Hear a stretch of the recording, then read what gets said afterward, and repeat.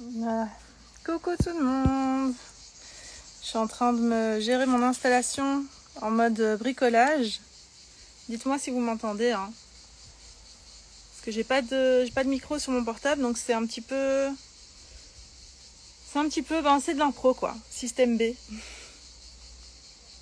Système D, système B. Après le A, c'est le B, mais système D de débrouille. Ça promet. Dites-moi si vous m'entendez. Salut tout le monde. Oui, on m'entend. Cool. Salut Selena.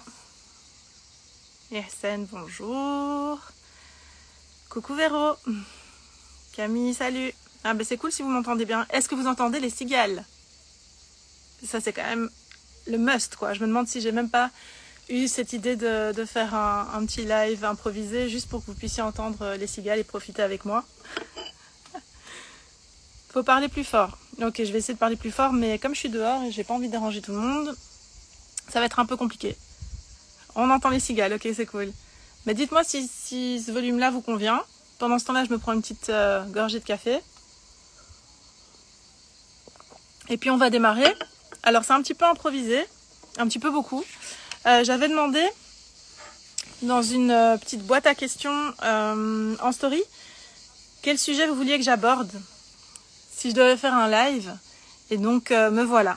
Si vous avez me voilà avec donc ce sujet du jour, ça promet hein, avec le sujet du jour qui est quoi publier sur les réseaux quand on débute et aussi donc où trouver de l'inspiration finalement.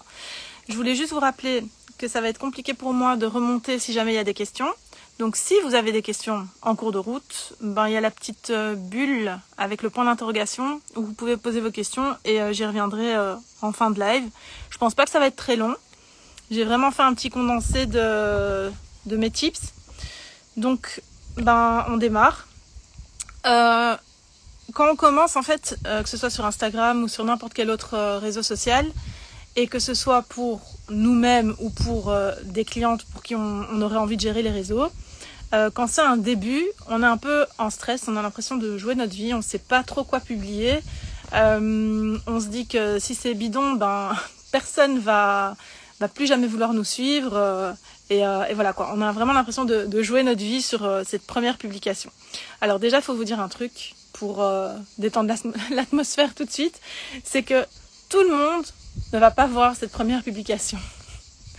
Parce qu'un compte qui démarre ou qui reprend tout doucement, mais on va prendre l'exemple d'un compte qui démarre pour rester là-dessus, donc avec 0 abonnés, bah en fait quand vous allez publier, il faut vraiment déstresser parce que il y aura personne en fait qui va voir cette fameuse première publication, à part peut-être les copines ou la famille qui sait qu'on a fait ce compte. Et donc, ben, tout de suite, ça enlève une espèce de charge qu'on a sur la tête et ça nous déstresse totalement par rapport au fait de se taper la honte, comme on pourrait dire, avec une publi qui n'est pas bonne. Deuxième chose à savoir, c'est que il n'y a rien de figé, il n'y a rien qui soit définitif. Si cette première publication, elle est vraiment trop nulle, entre guillemets, attention, c'est le retour des R guillemets pour celles qui me suivent. Donc, si cette première publication est vraiment trop nulle, ben en fait, vous pouvez toujours l'effacer. Donc, de nouveau, on se déstresse. Salut à toutes les personnes qui arrivent. Donc, à ce niveau-là, il faut vraiment déstresser. Ensuite, ce qui est intéressant, c'est quand même pour un premier post, c'est de présenter qui on est. Mais il faut le faire de façon assez originale ou intéressante pour que les gens se disent pas je la connais pas, j'ai pas envie qu'elle me parle d'elle. Parce qu'il faut toujours garder en tête que les gens aiment qu'on parle d'eux et non, ben, rien à cirer de nous en fait. Si je puis dire ça comme ça. Dans le sens où ben, savoir que vous aimez les chats, que le matin vous êtes plutôt cornflakes que tartines et que votre couleur préférée c'est le rouge, ben c'est chouette, mais c'est pas super engageant ni intéressant pour des personnes qui vous découvrent. Donc ce qu'il faudrait faire à ce moment-là, absolument, c'est plutôt décrire ben, votre activité, donc ou l'activité de la cliente, hein, c'est à décliner sur le compte de la personne qu'on a en tête quand on écoute ce live. Mais donc il va falloir réfléchir à l'activité qu'on a et qu'on présente sur le réseau social et à la manière dont on va pouvoir intéresser les personnes qui seraient susceptibles de lire cette publication par la suite. Je m'explique. Par exemple, pour une social media manager ou une community manager, elle s'occupe des réseaux sociaux d'autres personnes. Donc, à ce moment-là, elle peut se présenter en disant que c'est son métier et en quoi, en fait, son métier apporte un bénéfice aux personnes qui font appel à elle. Du coup, ce serait salut, salut, c'est très bidon, hein, là ce que je vais vous donner comme exemple, mais c'est parce que c'est un exemple que j'ai pas vraiment en tête, hein, c'est un petit exemple à l'arrache, mais ce serait quelque chose du genre pour moi, salut, moi c'est Déborah, je démarre sur Instagram, il faut jamais avoir peur de dire qu'on démarre, et je suis social media manager, donc ma journée type, on peut commencer avec ça par exemple, c'est de préparer telle et telle chose et ensuite de consacrer le reste du temps au développement de mon propre réseau puisque en étant sur les réseaux sociaux, ça permet d'atteindre tel objectif. Donc là, c'est vraiment l'objectif de la cliente ou notre objectif sur les réseaux qu'on va mettre en avant. Faut toujours penser en fait à la place de la personne qui va nous lire. Et après, donc autant il ne faut pas stresser par rapport à la qualité de la première publication ou des premières publications parce qu'on va pouvoir les supprimer ou les archiver. Autant il faut quand même se dire que si on veut faire un truc bien directement, autant mettre le paquet parce que les personnes, quand elles tombent sur un compte qui est déjà un petit peu développé et qu'elles aiment ce compte, elles redescendent. Donc elles vont voir les premiers posts. Ce qu'il faut surtout retenir aussi, c'est que sur Instagram, il y a 2-3 choses qui sont mises en avant et qui fonctionnent à coup sûr. Donc c'est le fait d'éduquer notre audience, donc de lui apprendre des choses, de lui expliquer pourquoi Instagram c'est bien, comment on utilise les Reels, comment faire pour utiliser Canva, enfin je sais pas, donner tous des tips comme ça, éduquer les gens ou même leur donner des informations sur notre métier ou sur le métier de notre cliente. Les tutos, comme un résumé aussi de choses qu'elles peuvent peut-être savoir, mais des informations qui sont généralement éparpillées dans plusieurs contenus, et bien les ramener dans une seule publication et en faire une liste. Ça, les gens aiment beaucoup, comme ça ils vont enregistrer la liste. Et voilà, du coup, c'est un petit peu, on se positionne un peu dans un rôle d'éducateur, d'éducatrice. Voilà, on éduque en tout cas notre communauté, on lui apprend des choses. Donc ça, c'est vraiment quelque chose qui marche super bien. Et l'autre chose, c'est le divertissement. Donc Instagram, c'est une plateforme où les gens viennent pour un petit peu rigoler. Bon, c'est pas Facebook non plus, mais c'est quand même une plateforme où on a envie de ressortir avec le smile, quoi, et pas un truc où on est dans le dramatique et où on veut apprendre des mauvaises nouvelles. Donc, si vous pouvez trouver un contenu qui combine les deux, c'est-à-dire éduquer votre audience avec une touche d'humour, là c'est parfait, c'est le top du top. Par contre, si vous devez faire un choix parce que vous n'arrivez pas trop encore à combiner ces deux façons de faire, eh bien, il faudra tout simplement bien penser à faire un contenu où on éduque, un contenu où on divertit, et pourquoi pas encore un contenu avec des produits si on a des produits à proposer. Donc, la chose importante, attention, hein, on n'est pas à l'abri d'une disparition subite de ma part s'il y a une abeille qui arrive, parce que bon, je suis un peu une flippette. Ça, c'est pour la petite parenthèse. Donc, je voulais vous dire quoi, parce que là, du coup, j'ai perdu mes moyens avec cette petite créature. Je vous disais quoi ?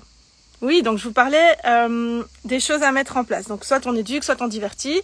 Et on peut se faire un petit planning comme ça où on met le lundi c'est un post comme ça, le mardi c'est un post comme ça, etc. Comme ça on garde un rythme, on garde la cadence, on perd pas les gens en cours de route et ça reste diversifié. Ok, vous me direz si c'est clair, hein, vous pouvez poser vos questions dans la boîte à questions, vous pouvez me les poser là tant que je les vois. Là par exemple, je vois Siam qui me demande où je suis. Bah écoute, my dear, je suis en Ardèche, donc bienvenue auprès des cigales.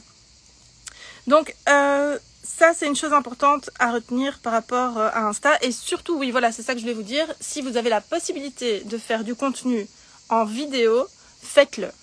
Puisqu'on a appris tout récemment que Instagram mettait son contenu... Enfin, qu'Instagram annonçait qu'il n'était plus uniquement... qu'il n'était plus une plateforme de partage de photos, mais ils veulent vraiment se positionner par rapport à YouTube, TikTok et tout, sur des formats vidéo. Donc si vous pouvez faire des formats vidéo, franchement, allez-y à fond. Faites ce que vous pouvez, que ce soit des Reels, des IGTV ou tout simplement des publications. Si vous travaillez sur Canva, vous avez la possibilité de faire vos publications et de les télécharger en MP4 au lieu de les télécharger en PNG. Et du coup, ça vous fait une petite vidéo. Donc, il faut juste que l'algorithme perçoive que c'est une vidéo et il vous mettra en avant. Donc, n'hésitez pas à faire ça. Mais bon, on est toujours... on est un petit peu plus avancé, mais on ne sait toujours pas exactement quoi publier comme contenu, peut-être au niveau des visuels ou au niveau du contenu propre. Alors, mes tips, mes astuces par rapport à ça, c'est de se poser donc la vraie question. Où trouver l'inspiration et comment la garder au fil du temps. En fait, comment ne pas perdre cette inspiration. La meilleure chose, en tout premier lieu, c'est de noter toutes vos idées. Parce que vous allez peut-être vous reconnaître là-dedans, mais par exemple, moi, surtout quand c'est un moment totalement inopportun, genre je fais la vaisselle ou je suis en train de faire le ménage, je prends ma douche, eh bien j'ai des idées qui arrivent. Il faut vraiment les garder en tête à ce moment-là et les noter quelque part. Parce que ces idées, elles vont constituer votre base de données, d'idées, de thématiques pour votre compte. Donc tout ça, vous les notez. Si vous avez un carnet avec différentes parties, vous pouvez directement mettre vos idées dans la bonne partie du carnet. Ou si vous êtes plutôt en mode digital, je vous recommande vivement Notion. Et vous vous faites des petites cartes sur Notion avec vos idées. Et vous les notez à l'arrache. Donc il ne s'agit pas de noter j'ai une idée, je trouve ça marrant, cette citation, ce serait bien que je la mette sur tel type de visuel et alors je développerai ça et je mettrai ce genre de hashtag et tout. Non. Une idée, c'est une idée. Donc, idée de citation, vous allez juste mettre la citation en question dans votre carnet de notes, quoi. Donc ça, pour moi, c'est vraiment ce qui fonctionne le mieux. Et au fil du temps, vous allez voir que vous allez avoir une base de données inspiration qui va être grandissante et qui sortira vraiment de votre tête. Donc ça, c'est vraiment génial parce que dans ce type de publication, on peut vraiment retrouver l'essence de la personne, je vais dire. Donc ça, c'est top. Pour la proximité avec l'audience et tout, c'est vraiment cool parce que ça va être vos mots, ça va être influencé par rien du tout. Donc ça, c'est vraiment génial. Donc ça, c'était le premier tips. La deuxième chose, c'est il faut aller voir les comptes similaires qui ont déjà réussi. Donc, on va dire les gros comptes. Il faut aller voir comment les gros comptes qui traitent de la même thématique fonctionnent et ce qu'ils utilisent comme genre de publication ou comme genre de contenu, de quoi ils parlent, comment ces comptes font leur approche de telle ou telle thématique que vous aimeriez aborder aussi. Et alors, vous notez ça.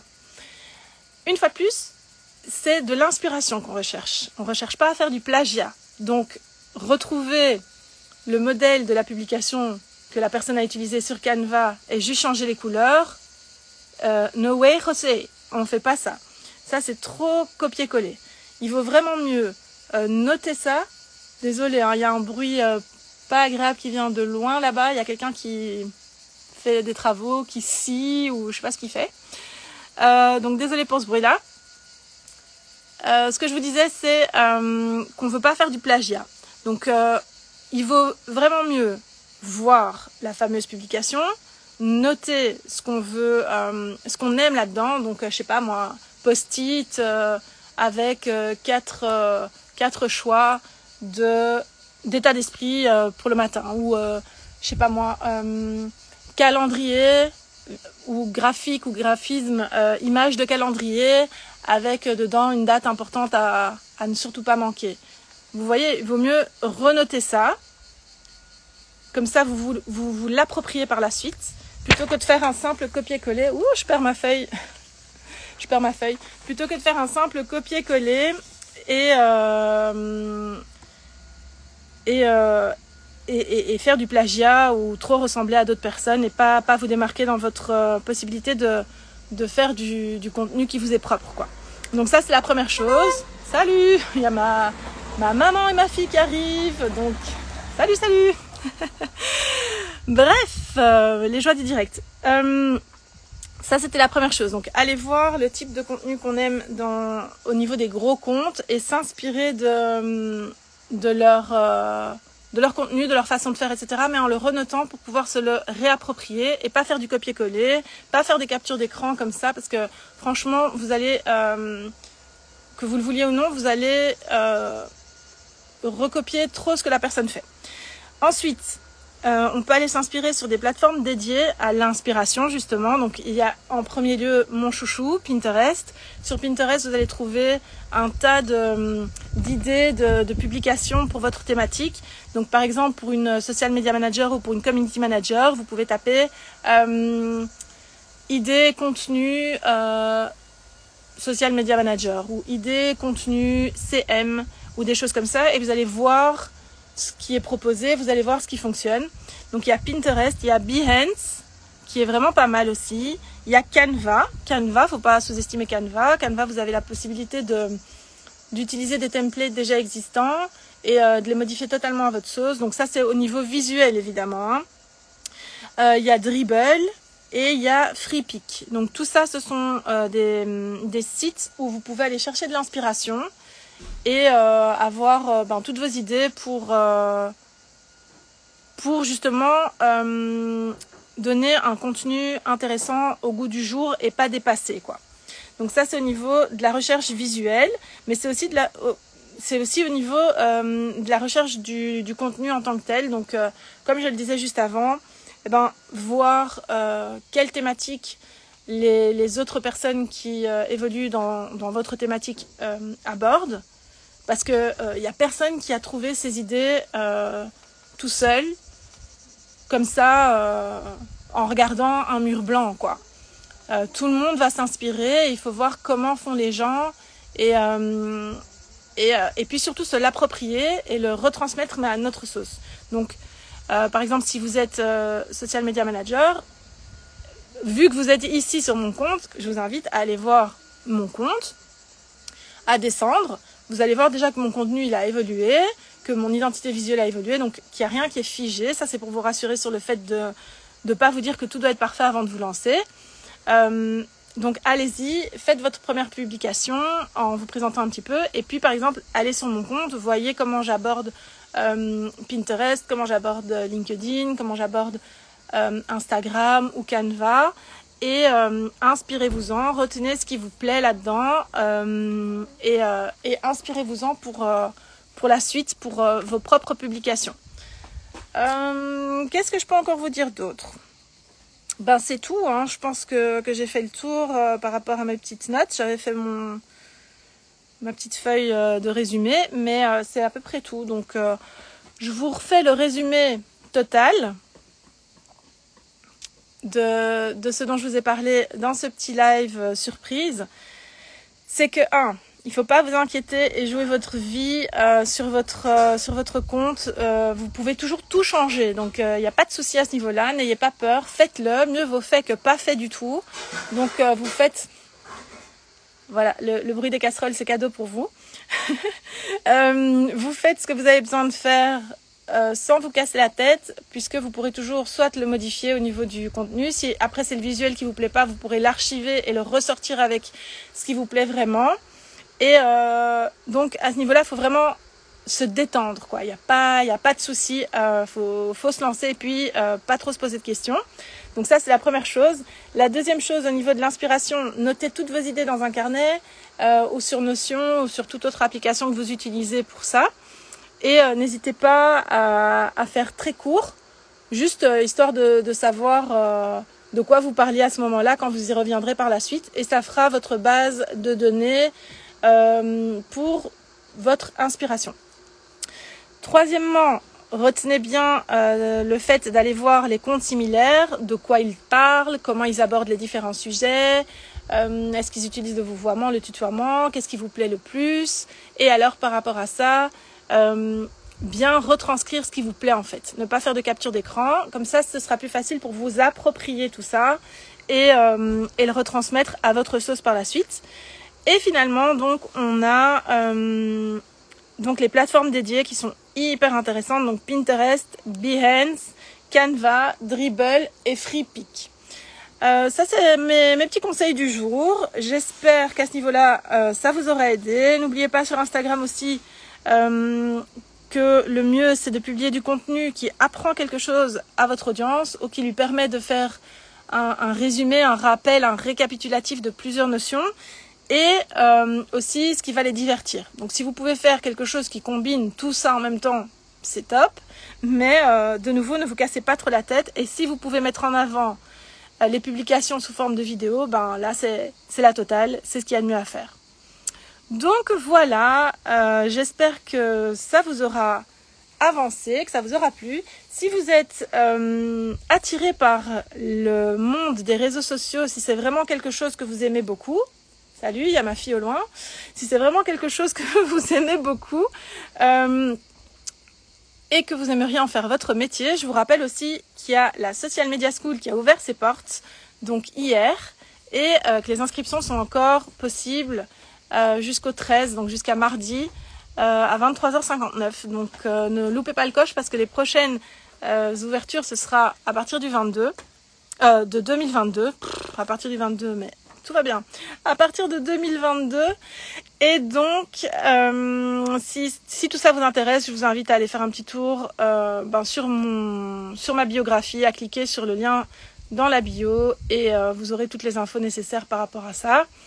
Si vous avez des questions, si vous galérez, si vous bloquez sur quelque chose, si vous voyez qu'il y a vraiment des choses dans votre quotidien qui vous empêchent de vous lancer ou d'avoir le bon état d'esprit pour continuer, je vous rappelle qu'il y a un atelier en direct vendredi. Alors cette fois-ci ce sera sur Zoom, hein. Ce ne sera pas à l'arrache en story comme maintenant. Ce sera sur Zoom, je vous ai préparé une centaine de slides, une petite surprise à la fin et c'est vraiment pour avoir le bon mindset pour se lancer en tant que freelance, donc que ce soit pour les social media managers puisque moi je m'adresse à cette cible-là ou pour toute autre activité de freelance finalement. Vous aurez l'occasion